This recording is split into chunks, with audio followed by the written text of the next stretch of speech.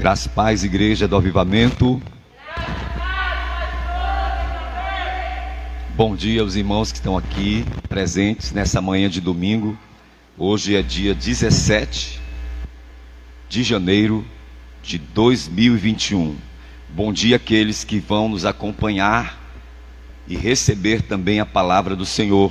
Nós queremos convidar os irmãos a assistirem às nossas pregações no nosso canal no YouTube. Se você ainda não for inscrito, se inscreva e entre nessa campanha para que nós possamos ter mais inscritos, para que nós possamos transmitir ao vivo o culto pelo YouTube. A gente tem que ter 1000 inscrições, então falta muito, mas nesses dias Jonatas, que é o nosso administrador, ele nos ajudou para que a gente fizesse alguns lançamentos e nessa semana nós tivemos algumas inscrições novas, graças a Deus.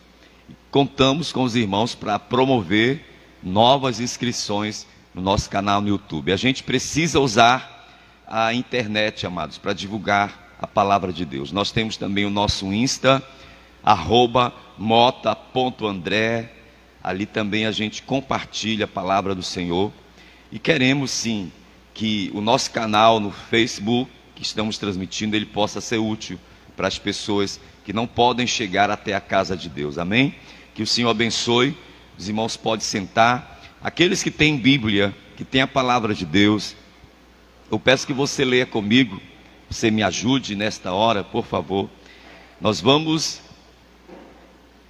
estudar a palavra de Deus no capítulo 9 de Atos. Atos capítulo 9. E nós vamos falar sobre as características da conversão de Paulo. As características da conversão de Paulo. Paulo é um dos apóstolos muito conhecidos, se não mais conhecido, do Novo Testamento. Nós bem sabemos quem foi este homem de Deus que foi levantado para ser um propagador da palavra do Senhor. Mas nós vamos analisar hoje as características da conversão dele. As características da conversão de Paulo, elas nos ajudam também a refletir se nós temos as mesmas características, para podermos ver qual é o nível da nossa conversão. Em que nível estamos? Por quê? Porque as características da conversão do Paulo devem também estar em nós. Nós também devemos manifestar essas características. Se não estivermos manifestando uma destas características, então a nossa conversão está com alguma falha, está com algum defeito.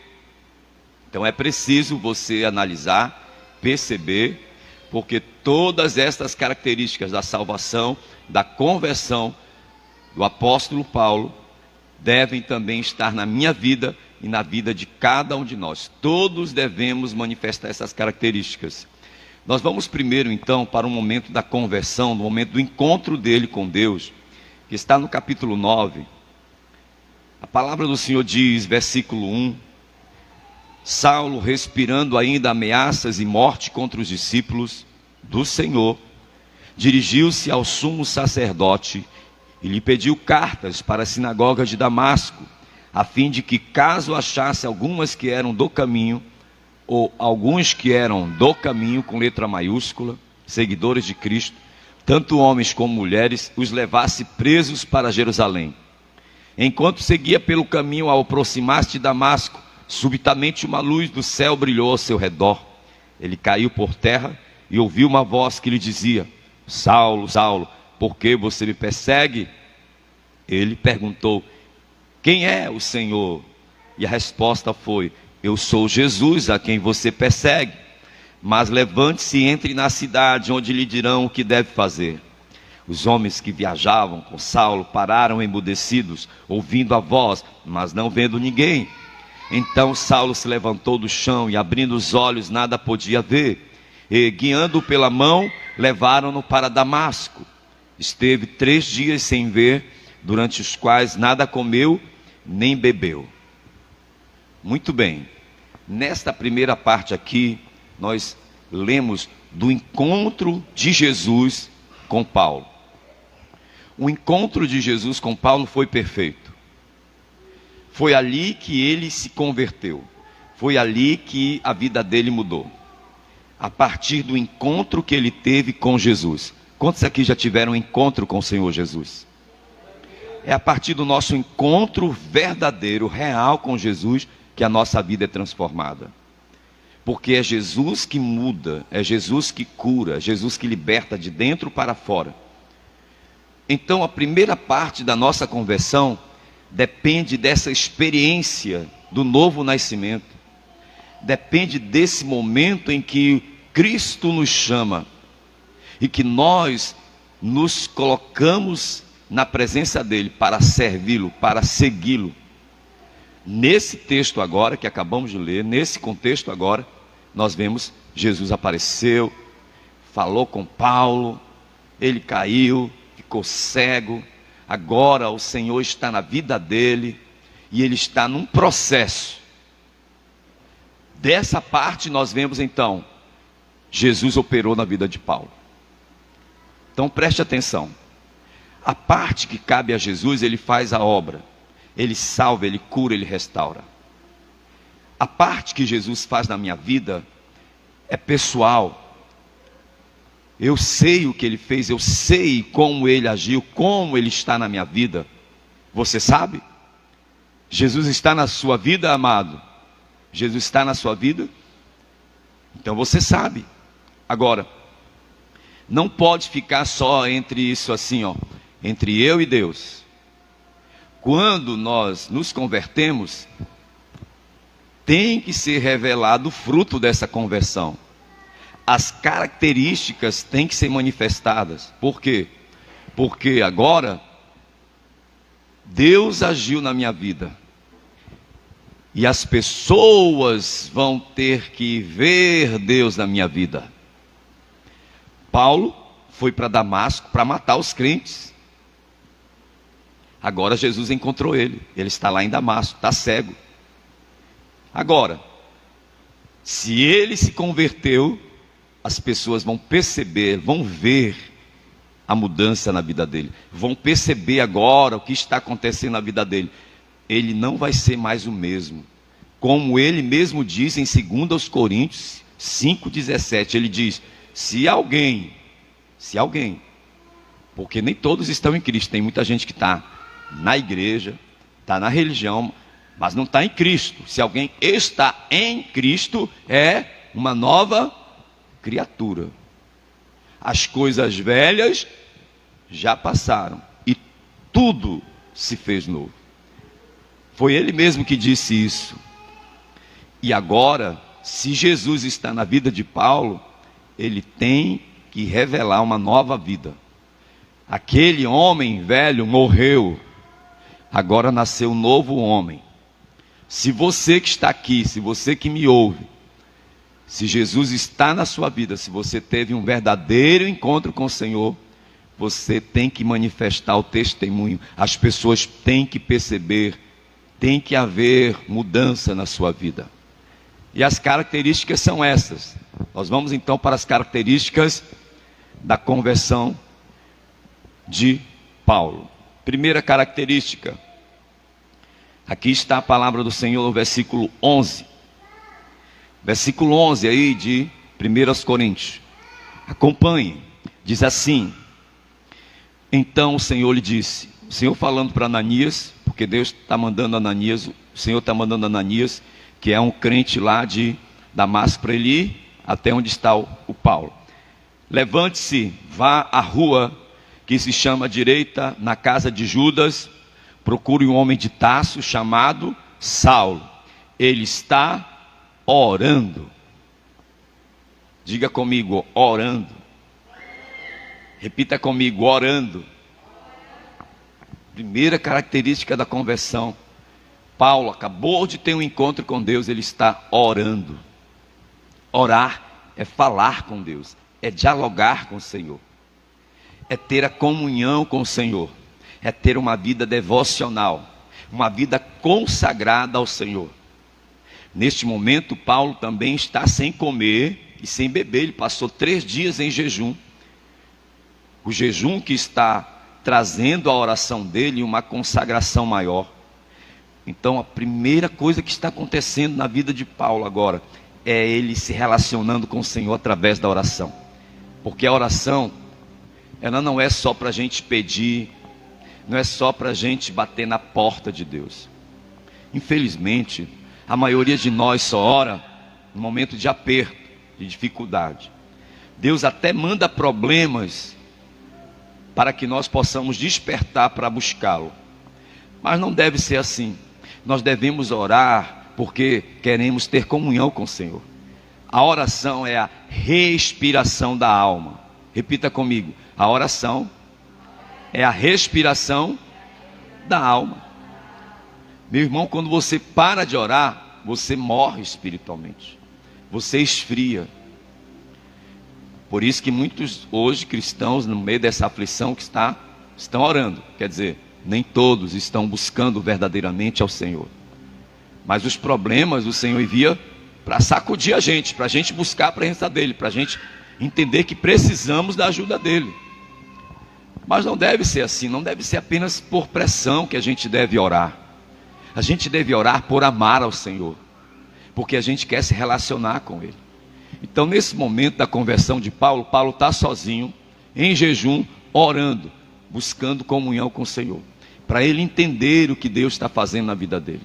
Primeira característica de alguém que se converteu, ele ora, ele tem desejo de orar. Se você não ora, irmão, se você só ora por causa de problemas, se você não tem o seu momento de oração, está acontecendo alguma coisa com você. Você está frio. Você está com alguma situação que está afastando você da comunhão com o Senhor. Nesses dias, olha, já tem muito tempo que eu recebi a Cristo como Senhor da minha vida. Eu aceitei Jesus com 9 anos. Eu me batizei nas águas com 11. Eu sempre falo isso. Já estou há tempos no caminho do Senhor. Mas eu continuo crescendo na minha fé. Eu continuo amadurecendo espiritualmente. E nesses últimos meses, Deus colocou no meu coração orar de 3 em 3 horas. Meia-noite, orei meia-noite. 3 da manhã, já orei hoje, 3 da manhã. 6 da manhã, já orei. 9 horas, ainda agora estava de joelhos aqui. Meio-dia, 3 da tarde, 6 da tarde e 9 da noite. Depois eu vim contabilizar, dar 8 orações por dia. Naquele horário que dá, por exemplo, 9 horas, então se deu 9 horas, ou eu oro 5 minutos antes, ou eu posso orar antes de dar 10 horas, mas não é uma coisa que eu estou assim, desesperado, mas eu sei, naquele momento eu preciso dobrar meus joelhos. E eu passo pelo menos 5 minutos ali orando. Quando eu estou em casa, eu chamo quem está em casa, quem quer orar comigo. Quando eu estou em algum lugar, eu dobro meus joelhos naquele lugar. Agora, recentemente, eu tive que dobrar meu joelho no avião, porque deu horário. Fui lá para o banheiro do avião, dobrei meus joelhos. Muitas vezes tenho dobrado meu joelho lá no supermercado, ou em algum lugar onde eu estou. Deus colocou no meu coração, e soprando assim, para me adorá-lo naquele momento, para me buscá-lo, para me glorificá-lo naquela hora. E tem sido, irmãos, nesses 3 meses, algo desatador na minha vida. Eu tenho compartilhado com vocês para vocês experimentarem isso. Você ter essa comunhão com o Senhor, adorá-lo. E nisso o Senhor está agindo na minha vida, trabalhando na minha vida. Nisso o Senhor está edificando a minha vida. Quando ainda há pouco, nas 9, eu estava orando aqui, eu orava e falava ao Senhor, é só o Senhor que dá saúde. Minha garganta ela não está com toda a potência como vocês podem ver, mas o meu espírito está forte. Por isso que Jesus disse assim, a carne é fraca.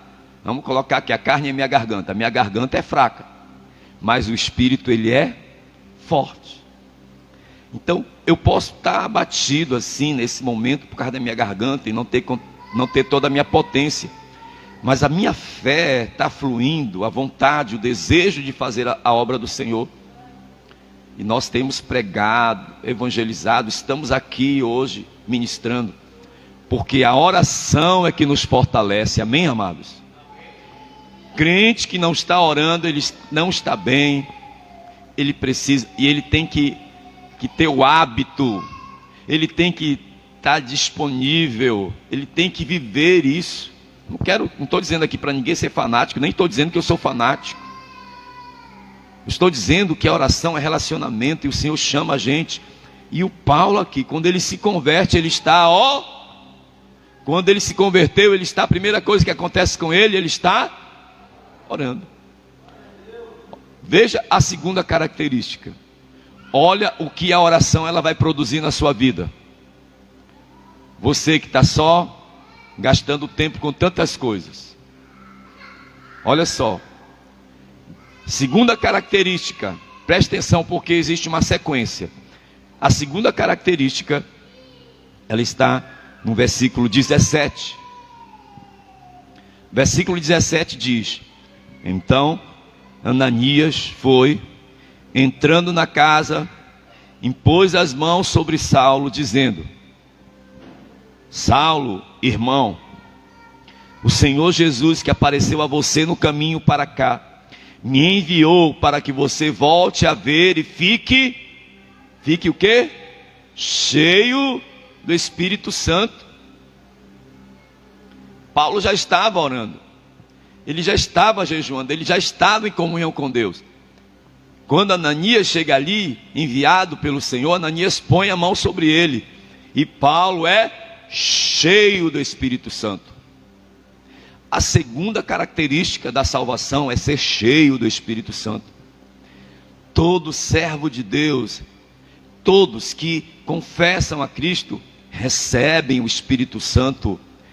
Na verdade, a obra da conversão é pelo Espírito, porque ele nos convence do pecado, da justiça e do juízo. E quando nós nos colocamos como Paulo, numa vida de oração, que entendemos a importância de ter comunhão com o Senhor, não tem como a gente não ter uma vida cheia do Espírito Santo. Você recebeu o Espírito Santo quando você se converteu, mas você tem que ser cheio do Espírito Santo. E como é que você é cheio? A cada dia que você tem comunhão com o Senhor, a cada dia que você anda em obediência, o Espírito Santo vai enchendo você, vai movendo você. Você ora, você vai recebendo autoridade na oração, você vai tendo comunhão com o Senhor, intimidade, e você aproxima dessa forma o Espírito Santo para você. Porque o Espírito Santo, ele é uma pessoa, queridos. O Espírito Santo, ele é uma forma. O Espírito Santo é uma pessoa, a terceira pessoa da Trindade. Nós estamos vivendo a dispensação do Espírito Santo. No Antigo Testamento, Deus agia.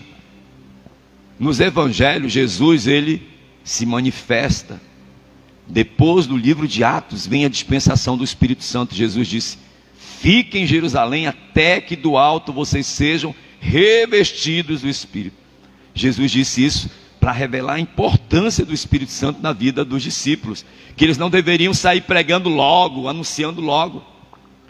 Se eu anuncio o Evangelho, não é porque eu sou expert, porque eu sou mais do que vocês, porque quando eu oro, eu sou cheio, e cheio do Espírito, isso me move de paixão para falar do amor de Cristo. Veja, é tão importante, querido, que você entenda que você tem que ser cheio do Espírito. Alguns de nós está cheio, mas está cheio de ideologias, cheio de notícias da pandemia, está cheio de problemas, está cheio de vaidades, está cheio de dívidas, está cheio da carne, cheio de palavrão, cheio de briga, cheio de contendas, mas não quer ser cheio do Espírito. O apóstolo Paulo diz, Efésios 5,18: não vos embriagueis com vinho, no qual há dissolução, mas enchei-vos do Espírito. Nós precisamos ter esse entendimento. Se você não está cheio do Espírito, está faltando alguma coisa na tua conversão. Está com algum defeito a tua conversão. Está com medo de pregar? Está tímido? Está devagar? Está reunido com a família e não abre a boca para falar de Jesus? Está com algum problema. O Espírito Santo não está agindo na sua vida. Você não tem uma vida de oração. O Espírito Santo não te enche. Então você está na vaidade. Você está no mesmo nível de todo mundo ali. Está todo mundo ali. E é interessante que nas reuniões dos crentes hoje tem até cerveja. Tem até bebida. Tem irmão fazendo a reunião na sua casa. Não, pastor, tem que deixar, porque aqui nem todo mundo é crente. É porque o irmão não entende que o Senhor, Ele tem ciúmes. O Senhor, a palavra do Senhor diz que o Espírito Santo, Ele tem ciúmes de nós. O Espírito Santo, Ele tem cuidado, Ele não quer que nós estejamos divididos. Quando ali, naquele Monte Carmelo, que estava Elias e os profetas de Baal, Elias deu oportunidade para aqueles profetas, para que eles então clamassem a Baal. Eles se cortaram, fizeram de tudo e nada de Baal responder. Quando foi na hora do sacrifício, é até importante que era uma hora de oração, Elias foi apresentar o sacrifício, aí ele fez toda uma forma de revelar a sua fé, mandou cavar um buraco ao redor, mandou jogar água, e depois ele fez uma oração. Mas é interessante que naquele momento Elias queria revelar algo, que ninguém deve estar dividido. Elias disse assim: ou vocês servem a Deus, ou vocês servem a quem? A Baal. Ou você serve a Deus, ou você serve a Baal. Aí eu vejo os irmãos postando coisa de vaidade do mundo, estão seguindo isso e aquilo, e não vejo nada para glorificar o nome do Senhor. E eu estou falando porque está todo mundo postando. Os irmãos fazem uma coisa e estão postando. E a gente vê onde é que está Deus aí. Onde é que está a Bíblia aí. Aí eu vejo, irmãos, alguns colocando coisas, porque, me perdoe, porque até a irmã Mari está aqui, de vez em quando estou vendo ela celebrando da Grace Kelly, que nós apresentamos aqui, mês após mês do aniversário dela. Aniversário assim de mês, né? Está sendo comemorado. E existem outros irmãos que a gente acompanha que está fazendo assim mesmo. Mas a gente vai vendo e a gente vê que os irmãos vão colocando às vezes coisa que é do mundo, coisa até maligna, personagem até maligno. Não estou me referindo aqui a Grace Kelly nem a irmã nesse sentido, mas eu observo porque são dezenas de pessoas que fizeram esse propósito, de mês após mês comemorar o mês daquela criança, primeiro mês, segundo mês, terceiro mês. Aí, irmãos, a gente vê, eles talvez tenham feito um voto, eu não sei como é que é esse negócio, mas a gente vai vendo na comemoração como é que eles estão se manifestando para aquele momento. E nisso a gente vê que muitos estão verdadeiramente servindo a Baal. Não tem Deus ali, não tem o Espírito Santo ali, não tem a palavra ali. E isso que eu estou usando agora, esse exemplo, serve para qualquer comemoração, para um casamento, serve para qualquer outra coisa que está acontecendo. Nesses últimos dias aí, teve Natal, teve um Ano Novo. Infelizmente todos tiveram talvez uma restrição, mas a maioria, muitos comemoraram sim, mas esqueceram da presença de Deus. Até mesmo aqui nós, na passagem do ano, não vieram, muitos irmãos não vieram na passagem do ano, mas estiveram lá reunidos com a família, aqui e ali. Mas, irmãos, é uma pena que eles não oram, que eles se reúnem, eles não lêem a Bíblia. Eles se reúnem como se fosse uma família que não tem Deus, que não tem o Espírito Santo. Não faça assim na sua vida, porque se você é salvo, você tem que ser cheio do Espírito Santo. Amém, amados? Quem está entendendo? Nossa casa, nossa família tem que ser cheia do Espírito Santo. Olha, irmão, eu estou falando porque eu sou pai. Eu não comemorava aniversário dos meus filhos, não fazia festa, nem boneca nós dávamos para nossas filhas. Tinha coisa que a gente não introduzia, porque você não tem que introduzir. Às vezes somos nós mesmos que estamos trazendo o mundanismo. A gente estava aqui com as crianças ontem, estamos lá lutando para ensinar essas crianças no caminho. A gente vê que a maioria dos irmãos não colabora, não traz seu filho, não se esforça. Mas a gente está aqui para imprimir nas crianças princípios de Deus. Mas a batalha é muito grande, irmãos. Sai daqui, os parentes estão lá, ó, com tudo que é mundano. Os pais estão lá com tudo que é mundano para oferecer. Mas eu quero pedir a você, seja cheio do Espírito Santo. E que nos próximos dias o Espírito Santo te mostre o que você tem que tirar da sua casa, o que você tem que trazer para a sua família, o que está impedindo o agir do Senhor, o que está impedindo manifestar da presença de Deus. Começa orando. E orando você vai ser cheio do Espírito Santo. Terceira característica. A terceira característica, nós semana passada até, nesse momento que nós estávamos ministrando essa mesma palavra, nós tivemos que parar na terceira característica, porque havia um irmão entre nós que não tinha ainda essa característica, mas hoje ele já tem, glória a Deus. E ele está aqui, dando glória. Está no versículo de número 18. Imediatamente caíram dos olhos de Saulo umas coisas parecidas com escamas. E ele voltou a ver. A seguir levantou-se e foi batizado. Aleluia. E nós saímos domingo passado lá para a beira do rio, batizamos o irmão Elvis. Até colocamos o vídeo no nosso canal no YouTube, não foi, Jonatas? Pessoal que vai assistir essa mensagem no YouTube depois, pega esse vídeo aí, que está lá. A gente lançou ontem. Está lá esse momento do batismo, a gente lá, foi maravilhoso lá na beira do rio. Terceira característica do apóstolo Paulo, foi batizado nas águas. O batismo representa a obediência. Por quê? O Senhor deixou para a gente duas ordenanças. Ceia, daqui a pouco está ali a mesa para a gente ceiar, e o batismo nas águas. Todo crente tem que ceiar, tem que se batizar e tem que ceiar. Vamos colocar na ordem, se batiza e ceia. Porque o batismo foi uma ordenança de Jesus. Ele disse o quê? Mateus 28, 19, também Marcos 16, 15. Jesus disse assim: ide, portanto, fazei discípulos, batizando-os em nome do Pai, do Filho e do Espírito Santo, e ensinando-os. Lá em Marcos 16, 15, Jesus disse: ide por todo mundo e pregai o Evangelho.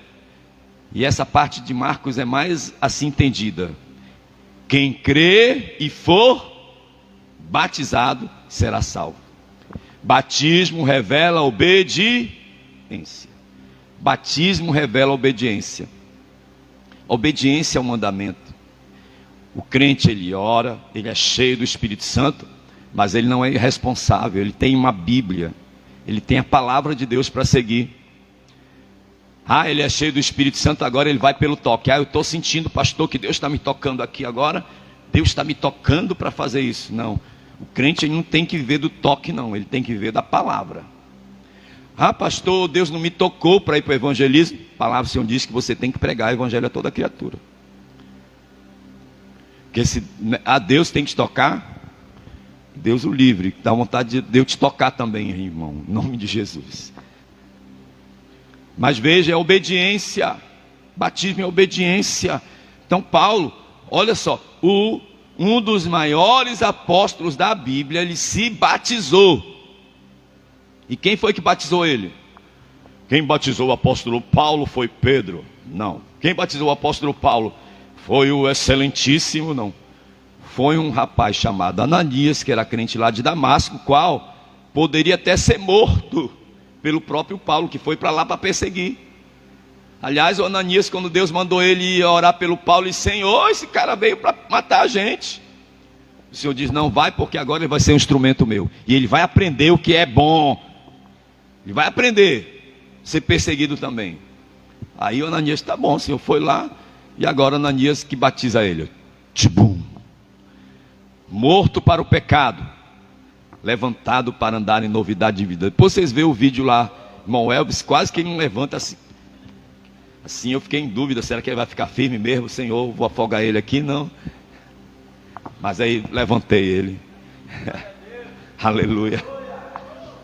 Tem que obedecer, amados. E esse ano aqui no Ministério Manancial é o ano da obediência. Eita, irmãos, tem gente pipocando aqui na igreja esses dias. Eu vejo, principalmente aqueles que emocionalmente, irmãos, são inconstantes. A gente fala, eles ficam assim. Meu Deus, que o Senhor tenha misericórdia desses crentes que são meninos ainda, e que aprendam a trabalhar suas emoções, e não se abalem por um desafio que é apenas a palavra de Deus que está nos orientando a ganhar almas. Nós fizemos o objetivo de 40 dias de evangelismo, e tem gente que está titubeando, mas o Senhor vai trabalhar durante todo esse ano em nossas vidas. Vamos para a quarta característica. Quem está comigo aí, diga aleluia. Primeira característica, orar. Segunda, ser cheio do Espírito Santo. Terceiro, batizado nas águas. Agora vai comigo para o versículo de número 20. E logo nas sinagogas proclamava Jesus, afirmando que ele é o Filho de Deus. Quarta característica do apóstolo Paulo, ele foi pregar, irmãos. O apóstolo Paulo, ele foi, eu acho que eu tô noutra característica. Deixa eu pular aqui, peraí. A gente erra também, o pregador também erra. Vamos para o versículo 19. A verdade é, a quarta característica é essa. Eu já fui logo para a quinta, me perdoe. Que bom que eu errei, para poder lembrar que a gente está atento. Porque eu estou seguindo aqui o que eu anotei na minha Bíblia e o que eu anotei aqui no meu esboço. Então, na verdade, a quarta característica, ela está no versículo 19 ainda. E depois de comer, sentiu-se fortalecido. Saulo permaneceu alguns dias com os discípulos em Damasco. Pronto, aí é a quarta característica. Depois a gente vai para o versículo 20, aí vai ser a quinta, que é pregar. Mas qual é a quarta característica? Ele estava orando, foi cheio do Espírito Santo, se batizou nas águas, e agora ele foi estar com quem? Com os irmãos em Damasco. Ele foi congregar. Ele foi se congregar. Ele foi se reunir com os irmãos em Damasco. Eu imagino quando Paulo chegou para congregar lá na célula em Damasco, que os irmãos ficaram todos assim: ele está vindo matar a gente, será? É ele aí que veio para matar a gente? Não, agora ele é um homem de Deus. Ele nasceu de novo. Agora ele nasceu de novo. E aí o apóstolo Paulo vai congregar. Você percebe, amados? Você vê a palavra do Senhor, que aquele homem ali, ele está reunido com outros crentes, com outros servos do Senhor. Nós precisamos entender a necessidade de congregar. Hebreus capítulo 10, versículo 25 diz: não devemos deixar a nossa congregação, como é costume de alguns. Antes devemos fazer admoestações, principalmente quando estamos vendo que o dia de letra maiúscula, o dia do Senhor, o dia da vinda do Senhor, se aproxima. Nesse tempo em que todos sabemos que Jesus está voltando, que os sinais estão se cumprindo, ao contrário do que os irmãos estão com medo de vir para a igreja, de vir congregar, e ainda continuam usando esse critério que é por causa dos vírus, pastor, etc. Ao contrário dos irmãos que estão usando tantas desculpas nos últimos dias, e como eu falei ontem, a maior desculpa é dizer assim: Jesus está voltando. Jesus está voltando. Ele faz assim, ó: pastor, Jesus está voltando. Aí faz assim: Jesus está voltando. Jesus está voltando, e já vai cruzando os braços. É os últimos tempos, Jesus está voltando. Os crentes estão achando que Jesus está voltando e agora eles têm que só se preparar para a vinda de Jesus ficando em casa. Acha que é dessa forma que o crente tem que se preparar, porque o nível da sua salvação está tão ruim, a sua comunhão com Deus está tão ruim, que o que eles estão fazendo? Eu tenho que ficar em casa aqui, guardadinho, que na verdade ele está com medo é é de adoecer, ele está com medo é de morrer. Ele não está temendo a vinda do Senhor, não, está com medo. Aí ele fica assim, não, Jesus está voltando, tudo que está acontecendo, então tem que me guardar, eu tenho que me proteger, porque Jesus está voltando. Na minha Bíblia, Hebreus 10, 25 diz que por causa da volta de Jesus, nós cristãos devemos ainda mais nos congregar, nos reunir. Porque a brasa fora do braseiro, o que acontece com ela? Se apaga, né? Lá em casa quem faz, na hora que tem churrasco, é o Jojo. É o Jonatas que faz o fogo do churrasco, porque ele já sabe toda a técnica. Dias atrás acabou o nosso gás, aí a gente tem um fogareiro, né? Aí eu fico já assim naquela, meu Deus, será que vai pegar de primeira? Que eu já fico com medo que eu não sei fazer bem o fogo, né? Para acender. Aí eu fui, não pegou na primeira. Aí lá vai eu tirar tudo de novo, aí, mas pegou na segunda. Se pegar um pouquinho assim, você vê, porque a gente coloca, não sei se vamos fazer, a gente coloca um copo de plástico, com óleo, um pedaço de papel higiênico, aí coloca os cornos ao redor e acende. Aí algumas vezes não pega o fogo, porque pegou só ali no papel, no copo de plástico. Mas quando pega numa brasinha ali, a brasinha ela começa a aquecer toda, daqui a pouco aí você começa a abanar, aí já começa a sair a fumaça e você diz, pronto, fogo vai pegar. Aleluia. Não é assim, irmãos? Meu irmão, mas se você sair daquele braseiro que já está pegando fogo, você ficar do lado, você vai apagar rapidinho. Porque para você continuar queimando, você tem que ficar onde o fogo está presente. O fogo está presente. Então nesse momento eu sinto muito. Olha, eu mando mensagem aqui, eu faço minha transmissão para mais de 50 irmãos. Todos sabem que esse final de semana ia ter Santa Ceia, ia ter culto, todo mundo. Mas alguns mandam assim no mínimo um joinha. Alguns mandam assim um joinha, mas os outros não respondem. A irmã Mari que sempre me diz bom dia, eu digo bom dia, querida Mari. Porque tem alguém que responde, tem alguém que fala alguma coisa, mas tem uns que não diz nada assim, parece que ele não quer nem que a gente toque no assunto. É igual os irmãos obreiros, pastor que não vem para o culto, aí não querem que a gente, não querem dizer, se desculpar, aí não manda nada, não fala nada. Só toca no assunto sem te tocar, porque eles não querem que a gente toque na ferida, no problema da ausência deles. Mas o fato é que a gente tem que congregar. Tem que congregar, porque aqui, irmão, tem álcool e gel. Mandei o vídeo agora, tem álcool e gel, tem distanciamento. Todos estão de máscara. Quem está sem máscara aqui sou eu. Irmão, e pelo número de irmãos aqui é um dos últimos lugares que você pode pensar que você vai ser contaminado com o vírus. Mas os irmãos vão para o banco. Quem vai para o banco aqui? Se você souber que agora tem R$1.000 na sua conta, se eu soubesse que tem R$1.000 na minha conta agora, eu ia no banco. Quem é que vai na lotérica? Quem é que vai no supermercado? Quem é que vai na feira? Quem é que vai no aniversário se convidarem você para comer de graça? Mas para ir na igreja, não, para o culto, pastor, para a igreja, eu estou me cuidando, eu sou do grupo de risco, eu tenho isso, eu tenho aquilo, não é? Aí você vai esfriando. Se está acontecendo isso, tem algum problema na sua conversão. Você olha, crente meia boca. Se Jesus está voltando, nós temos que congregar para estar junto, receber a palavra de Deus.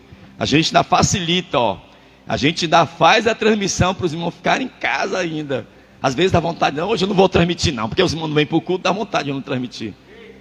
Tem um irmão aí que ele gosta de ficar só na internet, o que está me assistindo agora. Só vejo ele na internet. Está congregando na internet, que Deus te abençoe e te use aí, irmão. Manda um comentário aí. Manda uma unção, um labaxéia para todo mundo.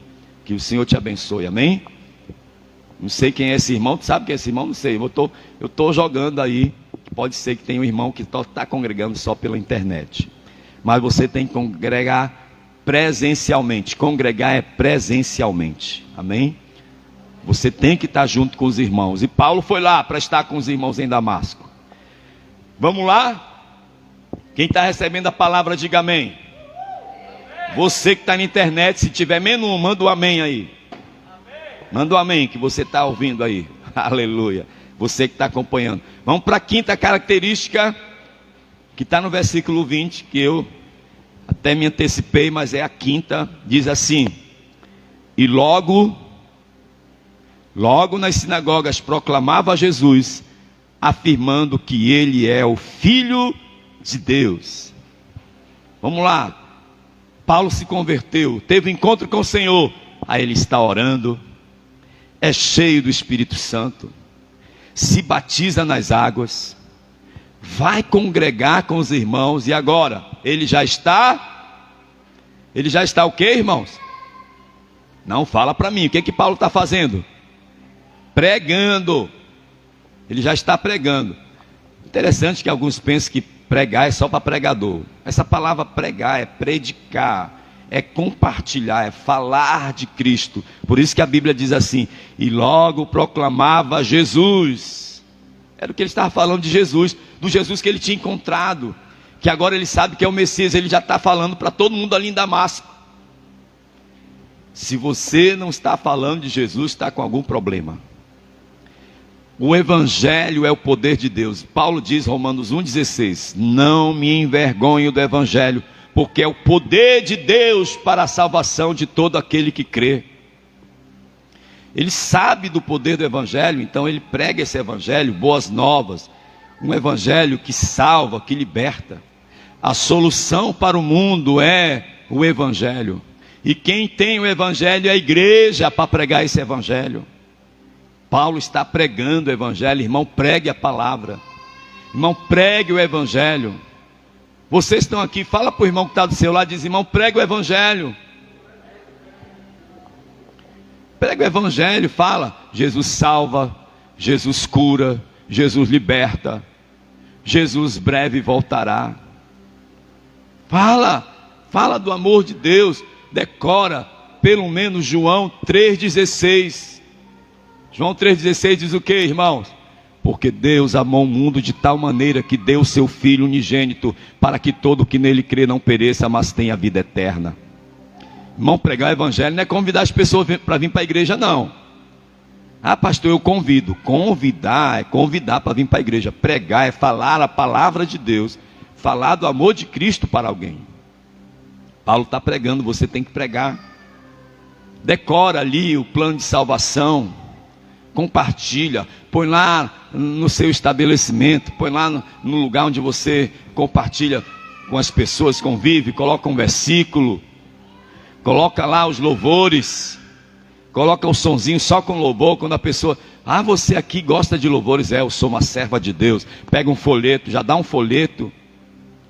Muitas vezes alguém que vai chegar ali naquele lugar, está precisando, você já ora por ele. Nós estávamos ontem ali na Sara Variedades, ali em frente. Passamos 1h30 de culto. Na minha parte eu me ajoelhei, nós oramos pelos que tinham colocado o nome no caderno de oração. Irmãos, ali a gente faz daquele lugar o lugar onde nós sabemos que Deus vai agir em alguma vida ali. Pregando o Evangelho. De graça. Tirando o tempo. Fechando a nossa casa. Foi até difícil ontem, porque ontem eu e minha família, o dia na igreja. Ontem nós nem fomos conversar com a nossa mãe, por isso que ela não veio hoje. Eu acho que ela ficou um pouco chateada, porque ela mora do lado de casa, mas o corre-corre foi grande ontem. E quando a gente foi, ela já estava com a porta fechada lá, depois das 6 horas que ela se recolhe. Hoje nós fomos buscá-la, ela bateu, a Marta bateu, ela não correspondeu, não sei se ela ficou meio chateada. Mas vamos esperar que ela vai ficar na paz. Mas ela tem razão, mas ela sabe. Nós falamos para ela a nossa rotina. Nós saímos de manhã, a gente chega a 1h da tarde. 3 horas, André já estava aqui arrumando a igreja. Saiu daqui 6h30, já se apronta para vir para o culto. Isso é uma rotina maravilhosa, a gente servir, pregar a palavra de Deus. Tudo isso eu agradeço a Deus pela minha esposa, pelos meus filhos, por andarem junto comigo. A Andréia não está hoje porque ela está trabalhando no Enem. Elas iam até fazer a peça, agora de manhã. Mas vamos fazer à noite, né, Jojo? Se ela tiver, Ainda bem, porque senão você, pensei que ia falar, se vocês pagarem. Já estão ficando um grupo de teatro, né? Querem querer já um cachê para se apresentar. Mas à noite, depois deve ter menos lanche, né, Jojo? Terminando, quem sabe alguém não convida para a gente comer o lanche. Pelo menos lá perto de casa tem o do Moretti, né? Tem o Moretinho lá perto de casa. Bem, qual é a quinta característica do crente que se converte? Pregar a palavra de Deus. Fala de novo para o seu irmão aí, prega a palavra. Estamos aqui pregando a palavra. Nesses dias evangelísticos nós temos feito lives evangelísticas. Entra lá se você entrar aí no meu Facebook, tem lá um monte de mensagem evangelística. Live que a gente faz. Tudo para falar de Cristo, para falar do amor de Deus. Vamos para a sexta característica. Sexta característica da conversão de Saulo. Versículo 24. Quem está comigo, diga amém. Mas os discípulos de Saulo, versículo 24. Mas ele ficou sabendo do plano deles. Dia e noite guardavam também os portões da cidade para o matar. Mas os discípulos de Saulo tomaram-no de noite, colocando no cesto, desceram pela janela. Eita, irmãos. Quem prega, quem faz a obra vai ser perseguido. Preste atenção nesse ponto aqui. Quem prega vai sofrer perseguição. Quem não prega não vai sofrer perseguição. Não vai sofrer retaliação. Se você não pregar para teu amigo não vai fazer nenhuma crítica para você. Mas começa a pregar. Começa a pregar para teus amigos. Um deles vai fazer uma crítica. Vai dizer agora que você quer ser o cara. Começa a evangelizar tua família. Começa a fazer alguma coisa que você vai sofrer críticas, perseguições. O apóstolo Paulo aqui, por ser um homem conhecido, fariseu, estava ali para perseguir os crentes. Agora ele está sendo crente e pregando a palavra. Aí querem matar ele. Você tem sido perseguido? Eu vejo essas músicas dos cristãos. Eu vejo alguns testemunhos. E alguns que dizem que estão sendo perseguidos. Mas estão sendo perseguidos não porque pregaram o evangelho. Estão sendo perseguidos porque brigaram com fulano, falaram mal do ciclano, porque fizeram alguma coisa errada. Aí diz, o Senhor sabe das perseguições que eu estou passando.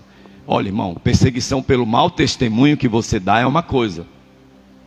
Perseguição por você ser um crente meia boca é uma coisa. Agora, perseguição por causa do evangelho é outra coisa. Nós estamos falando aqui de perseguição por causa de Paulo pregar a palavra. Você já recebeu alguma perseguição por pregar a palavra? Paulo foi preso. Paulo morreu em Roma como um pregador da palavra, decapitado. Ele foi um mártir como os demais apóstolos. Nós hoje, nós não queremos pregar, não queremos sofrer perseguição. Nós hoje estamos tão sensíveis, crente, tão sensíveis, tão melindrosos, achando que estão sendo perseguidos, mas não estamos convertidos ainda. Quando nós nos convertemos, alguém vai falar, alguém vai criticar, nós estamos cientes de que a perseguição vai vir, porque nós temos um compromisso em pregar a palavra de Deus. Nós estamos pregando. Você acha que todo mundo passa lá e dá uma oferta para a gente? Fala bem da gente? Olha para a gente e diz, que bom. A gente sofre retaliação. A gente sofre retaliação. Tem gente que passa assim, vai chegando quase para passar por cima da gente. Tem gente passando assim, tapando o ouvido, falando mal da gente. Tem gente lá do outro lado, criticando a gente. Tem gente que não está nem aí. Mas a gente não está preocupado. Algumas vezes eu estou ali e parece que aquele dia eu vou levar um tapa. Hoje eu vou levar um tapa. Hoje eu vou levar um tapa. Porque a gente vai lá, a gente não vai lá para massagear o ego Oi, fulano que está lá naquela loja, Deus te abençoe, filhinho. Oh, ciclana, que bom que você está aí. Não, a gente vai lá e fala de Jesus. Você tem que receber Jesus, você tem que abandonar o pecado, você tem que se converter. E quando é a pastora que está pregando, meu irmão Nildo, quando ele está pregando, meu irmão, eu acho que a pregação mais suave é a minha, né, Jonas? Mas nós pregamos o evangelho, e quem prega o evangelho vai sofrer o quê? Perseguição. Você já foi perseguido pelo evangelho? Por pregar o evangelho? É tão gostoso. Os discípulos, eles sentiam satisfação. Para eles era sinal de que eles estavam dentro da vontade de Deus quando eles eram perseguidos. Se você está sendo perseguido por causa do evangelho, parabéns, glorifica a Deus por isso, porque é sinal que você está fazendo a vontade de Deus. Quando a igreja está fazendo a vontade de Deus, ela vai ser perseguida. Quando a igreja está pregando o evangelho, ela vai ser perseguida. Que preguemos o evangelho, porque ele é o poder de Deus para a salvação. Vamos lá, já estamos encerrando. Nós estamos falando nós estamos em qual delas? Na pregação, não, na perseguição, né? Nós estamos então, na sexta ou na quinta? Na sexta. A sexta foi essa, né? A perseguição, não é isso? Então vamos para a sétima, e falta a sétima e oitava apenas. Sétima característica da conversão de Paulo, que deve também estar na minha vida. Versículo 27. Mas Barnabé, tomando consigo, levou aos apóstolos, contou-lhes como Saulo tinha visto o Senhor no caminho, e que o Senhor tinha falado com ele. Também contou como em Damasco Saulo tinha pregado ousadamente em nome de Jesus. Eita glória! Os discípulos lá em Damasco desceram Paulo pelo muro, pela muralha, numa cesta. Ele saiu fugido lá de Damasco e foi bater em Jerusalém. Lá em Jerusalém, onde Paulo era super conhecido, de repente ele começa o quê? Começa a lidar com os irmãos da igreja, e alguns estão desconfiados, porque não estão acreditando que ele se converteu. Mas aí Deus levanta o Barnabé. O Barnabé pega na mão do Paulo e diz: olha aqui, ó, irmãos, esse rapaz aqui, ele se converteu. Ele se converteu, ele teve encontro com o Senhor. Ele começou a pregar a palavra lá em Damasco. Já tentaram até matar ele por causa do evangelho. Qual é a sétima característica do crente convertido? Qual é a sétima característica da conversão de Paulo? Característica que tem que estar na minha vida e na sua: o bom testemunho. O bom testemunho. Diga comigo: bom testemunho. Irmãos, tinha alguém que estava ali, ouviu e viu que Paulo tinha se convertido. Pegou na mão dele e disse: olha gente, esse aqui se converteu. Nós temos que ter um bom testemunho das pessoas da nossa casa, o bom testemunho das pessoas do nosso trabalho. Nós temos que ter o bom testemunho da vizinhança. Nós temos que ter o bom testemunho dos de dentro e dos de fora. Pessoas que vão dizer: o Jonatas se converteu. O Jonatas, quem é o Jonatas? Quem é esse rapaz que toca aqui na igreja? Quem é esse rapazinho aí que está tocando o hino autoral ainda agora? Quem é esse rapaz? Alguém vai ter que falar quem é esse rapaz. Quem que vai testemunhar?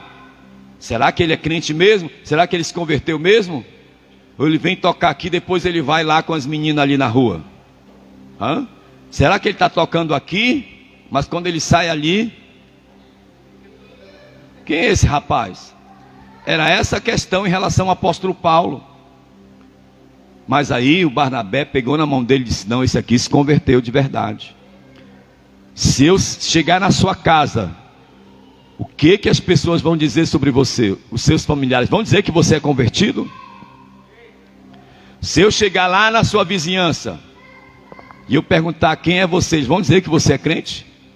Ou eles vão dizer: eu nem sabia que ele era evangélico. Ah, ele é lá da sua igreja, é? As pessoas vão dar um bom testemunho de você? Sétima característica da conversão: o bom testemunho. Vai ter gente que vai perceber e vai entrar em nossa defesa, como aconteceu com o apóstolo Paulo. Fala para o seu irmão, dá um bom testemunho. Pode falar para mim, fala para mim, Jojo. Dê um bom testemunho, por favor. Ah, mas tu falou muito delicado, né? Com muito amor, né? Dá um bom testemunho, Jojo. Dá um bom testemunho. Que eu estou aqui, ó. Passe para mim, Jojo. Aleluia. Amém? Oitavo. Já vou terminar. E vocês têm que fazer igual o Jonas. Que eu vou terminar, vocês estão tão apegados na palavra que vocês não querem que termine. Já vou terminar. Vou terminar porque a gente tem que terminar 11 horas. Vamos cear ainda. Hoje, a gente foi até o fim na mensagem. Muito bem, o técnico ali, os técnicos, o pessoal da produção ajeitaram. Desculpe aí ter esse probleminha. Bem, para terminar, oitava característica da conversão de Paulo está no versículo 28. Saulo ficou com eles em Jerusalém, entrando e saindo, pregando ousadamente em nome do Senhor. Falava e discutia com os helenistas, mas eles procuravam matá-lo. Quando isso chegou ao conhecimento dos irmãos, levaram Saulo até Cesareia e dali o enviaram para Tarso. Os irmãos de Jerusalém tiveram que comprar passagem de Paulo para ele ir para Tarso, porque quando ele chega em Jerusalém, ele continua pregando. Isso revela o zelo dele pela palavra de Deus. Ele começou a pregar ousadamente em nome do Senhor, e ele falava, ele discutia, compartilhava com aquelas pessoas gregas, com aqueles que estavam ali em Jerusalém, que eram fariseus, que eram saduceus, que eram da religião. Ele falava ousadamente. Agora já estão querendo matar ele de novo. Sabe o que significa? Ele não parou lá em Damasco, não. Ele continua. E depois nós vamos ver que Paulo morreu pregando o evangelho de Cristo, como um mártir. Nunca deixou de fazer a obra do Senhor. Ele foi obediente até o fim. Isso significa, oitava característica do crente, oitava característica da conversão: zeloso pela palavra, zeloso pela palavra de Deus, zeloso pela pregação. Irmãos, é preciso dar uma continuidade. Tudo aquilo que Deus te escolheu, tudo aquilo que Deus te levantou, não para. Se você para, você enferruja. Dá continuidade, tenha constância naquilo que Deus te deu para fazer. E Paulo era zeloso pela pregação da palavra. E aqui está ele, novamente sendo perseguido. Seja zeloso. Seja zeloso. Se você é crente do Senhor, seja zeloso pelo teu ministério. Seja zeloso pela tua chamada. Seja zeloso pela palavra de Deus. Seja zeloso pela igreja. Se você é cristão e converteu-se ao Senhor, zele pelas coisas de Deus. E o apóstolo Paulo zelou. Vamos ficar de pé agora. Estamos encerrando esta palavra. Nós vamos já servir a ceia para os irmãos. Já está quase na hora do almoço. Vocês vão almoçar a ceia aqui primeiro, na presença de Deus, na presença do Senhor. Mas deixa eu orar agora para encerrar. E eu te peço, querido Deus, por todos os crentes que aqui estão, por mim, pela minha família, que possamos revelar estas características, Senhor. E se alguma delas está faltando, nos corrige, nos trata, nos ensina, nos faz ver, para que não possamos, Senhor, assim, ser um crente meia boca, um crente, Senhor, um servo de Deus, com uma conversão assim falha. Ó Senhor, perdoa nossos pecados. Vem nos ajudar, Espírito Santo. E se ainda não nos convertemos realmente, não nascemos de novo realmente, faça isso agora, Espírito Santo. Começa comigo. Nesses dias é o que o Senhor tem falado. André, te converte. Eis-me aqui, Senhor. Eu quero ser o que tu queres, fazer como tu queres, viver o que tu queres, Senhor. Eis-me aqui, Senhor, e a tua igreja e o teu povo, em nome de Jesus. Amém e amém. Quantos podem dizer amém?